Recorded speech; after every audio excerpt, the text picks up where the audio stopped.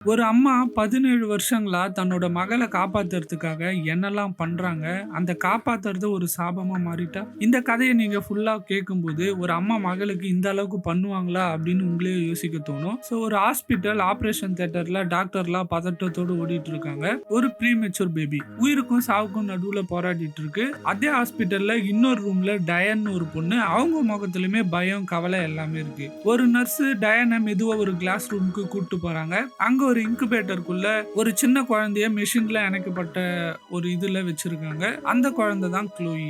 அந்த சீன்ல பாத்தீங்கன்னா டாக்டர்கள் நிறைய நோய்கள் பேர்லாம் சொல்லிட்டு இருக்காங்க. அந்த குழந்தைக்கு இருக்குன்னு ஒவ்வொன்றுமே டயானுக்கு ரொம்ப பேரதிர்ச்சியா இருக்கு. அந்த சீன் கட் பண்ணி அப்படியே 17 வருஷம் கழிச்சு ஒரு சப்போர்ட் குரூப் ஸ்பெஷல் கண்டிஷன் குழந்தைகள் வளர்க்குற அம்மாக்கள்லாம் எல்லாருமே ஒன்னா உட்காந்துருக்காங்க.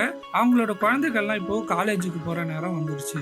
எல்லாருமே அழுதுட்டு இருக்காங்க. ஆனா ஒருத்தி மட்டும் ரொம்ப காமா இருக்கா. அவ தான் டயன். அவன் என்ன சொல்றான்னா, என் மகன் ரொம்ப ஸ்ட்ராங்கு, அவளுக்கு நான் கவலையே பட தேவையில்லை அப்படின்னு சிரிச்சுக்கிட்டே சொல்றான்.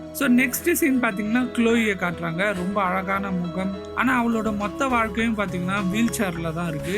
காலைல எழுந்த உடனே கிரீம் தடவுறது, பில்ஸ் சாப்பிடுறது, பிளட் சுகர் செக் பண்றது, ஆஸ்துமா, டயபெட்டிஸ்னு ஏகப்பட்ட நோய்கள் அவளுக்கு இருக்கு. ஆனா இது எல்லாமே க்ளோய்க்கு ஒரு லிமிடேஷனே கிடையாது. அவ ரொம்ப இன்டெலிஜென்ட். ஹோம் ஸ்கூல் தான் படிக்கிறா. ஆனா பாத்தீங்கன்னா பிசி பில் பண்ணுவா, எலக்ட்ரானிக்ஸ் ஃபிக்ஸ் பண்ணுவா. அவளோட ஒரே ஒரு கனவு என்னன்னா யூனிவர்சிட்டி ஆஃப் வாஷிங்டன்ல படிக்கணும் அப்படின்றது தான். ஒரு நாள் க்ளோய் வந்து அவங்க அம்மா எடுத்துட்டு வந்த கிராசரி பேக்ல அவங்க அம்மாக்கு தெரியாம சாக்லேட்லாம் எடுக்கலாம் அப்படின்னு சொல்லிட்டு எடுக்கிறா. அப்போ ஒரு கிரீன் கேப்சூல் பாட்டில கவனிக்கிறா. அந்த பாட்டில் வந்து அவங்க அம்மா பேரு டயன்னு எழுதிருக்கு. அப்ப அவளுக்கு ஒரு டவுட், அம்மாக்கு ஏதாவது நோயா அப்படின்னு சொல்லிட்டு. அன்னைக்கு நைட்டே பாத்தீங்கன்னா க்ளோய்க்கு வேற ஒரு மெடிசன் அவங்க அம்மா தர்றாங்க. சேமாவை அவங்க அம்மா பேரோட பார்த்த கிரீன் கேப்சூலே தான் இதுவும். அப்போ வந்து டயன் வந்து எக்ஸ்பிளைன் பண்றா, இது உனக்கு தான் அப்படின்னு சொல்லிட்டு.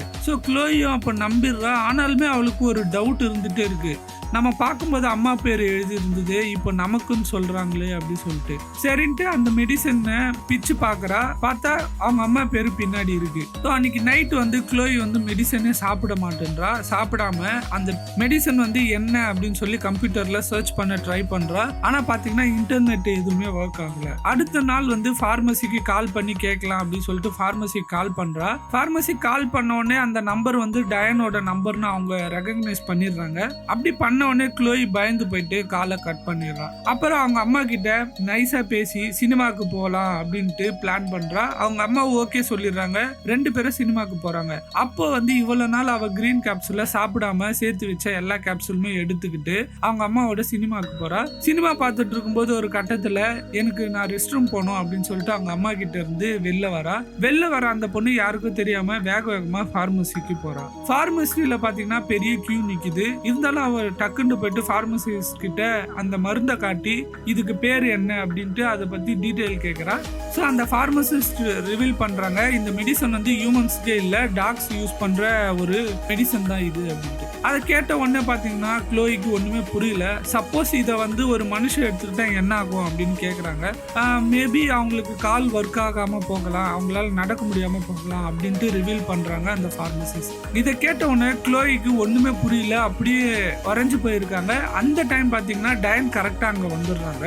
க்ளோய்க்கு வந்து ஒரு இன்ஜெக்ஷனை போட்டு அன்கான்சியஸ் ஆக்கி அங்க இருக்கிற சீனை வந்து அவங்க மேனேஜ் பண்ணி க்ளோய் அங்க இருந்து கூட்டு வந்துடுறாங்க. அகைன் க்ளோய் கண்ணு முழிக்கும் போது அவ வீட்டுல பெட்ரூம்ல இருக்கா. அண்ட் அவ வந்து ஒரு பேஸ்மெண்ட்ல ஒரு சீக்ரெட் ரூமை கண்டுபிடிக்கிறா. அதுக்குள்ள ஒரு கிரீன் பாக்ஸ் இருக்கு. அதுக்குள்ள வந்து க்ளோயோட ஸ்மால் ஏஜ் போட்டோ, க்ளோய் இறந்து போன டெத் சர்டிபிகேட்னு எல்லாமே கிடைக்குது. அண்ட் அதே சேம் டைம்ல நியூஸ் பேப்பர்ல வந்து ஒரு பேபி வந்து கிட்னாப் ஆயிடுச்சு அப்படின்ற நியூஸையும் பாக்குறா. இப்பதான் அவளுக்கு எல்லாமே புரியுது. டயன் வந்து அவளோட அம்மா கிடையாது. டயன் வந்து இவளை சின்ன வயசுல கிட்னாப் பண்ணி கூட்டு வந்துட்டான்னு. அந்த டைம் வந்து டயன் வந்துடுறா. நான் தான் உன்னை காப்பாத்தினேன் அப்படின்னு சொல்றா. ஆனா க்ளோய் வந்து ரெஃப்யூஸ் பண்றா. டயன் வந்து இன்னொரு ஒரு இன்ஜெக்ஷன் போட ட்ரை பண்றா. அப்போ க்ளோய் வந்து ஒரு ரூம்குள்ள போட்டு கதவு சாத்திடுறா. சாத்திட்டு அங்க இருக்கிற ஒரு பாய்சன் பாட்டில எடுத்து குடிச்சிடுறான். எதுக்காக பாய்சன் பாட்டில குடிக்கிறான்னா, அவங்க அம்மா வந்து 17 வருஷம் கொலை பண்றதா இருந்தா எப்பயோ கொலை பண்ணிருக்கணும். டயனோட நோக்கம் இவளை கொல்றது இல்ல, இவளை வந்து ஒரு டிசீஸோட வச்சுக்கிட்டு இவ கூடயே வச்சுக்கணும் அப்படின்றது தான். அதனாலதான் இதை யோசிச்சு அவ அந்த பாய்சனை க்ளோய் குடிச்சிடுறா. நெக்ஸ்ட் செகண்ட் பாத்தீங்கன்னா ஹாஸ்பிட்டல்ல இருக்க க்ளோய் வந்து உயிர் பழிச்சிடுறா. ஆனா பாத்தீங்கன்னா பாய்சன் அதிகமா குடிச்சதுனால அவளோட மொத்த உடம்பு வந்து பேரலைஸ்டா இருக்கு. அவளால பேசவும் முடியல, ஒன்லி கண்ணை மட்டும்தான் லைட்டாக அசைக்க முடியுது, விரல்களை லைட்டாக அசைக்க முடியுது. அப்போ அங்கே இருக்க நர்ஸு கிட்ட பேப்பரும் பெண்ணும் கேட்குறா.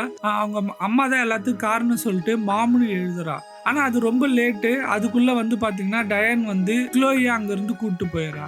அண்ட் திரும்பி வந்து நர்ஸ் இங்கே பார்க்கும்போது க்ளோயி அவள் பெட்டில் இல்லை, மாமுன்ற அந்த நோட்டு தான் இருக்கு. அதை பார்த்தோன்னே நர்ஸுக்கு புரிஞ்சிது. ஒன்று மொத்த ஹாஸ்பிட்டல்லையே அலர்ட் பண்ணுறாங்க. க்ளோயை வந்து டயன் வந்து வீல் சேரில் தள்ளிட்டு போயிட்டு இருக்காங்க. அப்போ எக்ஸிட்டில் வந்து யூனிவர்சிட்டி ஆஃப் வாஷிங்டன் அப்படின்ற போஸ்டரை க்ளோயி பார்க்குறாங்க. அதை பார்த்தோன்னே அவளோட கனவே அதுதான், நம்ம இங்கேருந்து எப்படியாவது தப்பிக்கணும் அப்படின்னு சொல்லிட்டு அவள் வந்து தன்னால் முடியலன்னா கூட அந்த இடத்த விட்டு போகாமல் காலை கீழே வைக்கிறா. So at the same time பார்த்தீங்கன்னா செக்யூரிட்டிலாம் அங்கே வந்துடுறாங்க, டயனை ஷூட் பண்ணிடுறாங்க.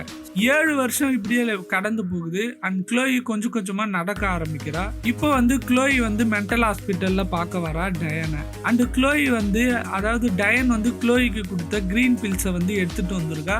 நீ எனக்கு கொடுத்த மெடிசின் தான் இப்போ நான் உனக்கு தரேன் அப்படின்னு சொல்லி கொடுக்குறா. அண்ட் இப்படியோ இந்த பர்ஃபெக்ட் ரிவெஞ்சோட இந்த படம் முடியுது. ஸோ டயனோட நோக்கம் வந்து க்ளோயை கொல்றது இல்லை, ஒரு குழந்தைய கூடவே வளர்க்கணுன்றது தான். அண்டு க்ளோய்க்கு வந்து வளர்ந்த பிறகு உண்மை தெரிஞ்சு அவன் விட்டு போயிடுவான்னு சொல்லிட்டு கூடவே இருக்கணும்னு இத்தனை வியாதிகள் வர மாதிரியான மெடிசன்ஸை கொடுத்து, அதாவது அவளால் வந்து மற்றவங்களோட தயவு இருக்கும்போது தன்னை விட்டு போக மாட்டா அப்படின்ற எண்ணத்தில் தான் இதெல்லாம் பண்ணியிருப்போம். இன்னொரு கதையில் நான் உங்களை மீட் பண்ணுறேன். பாய்.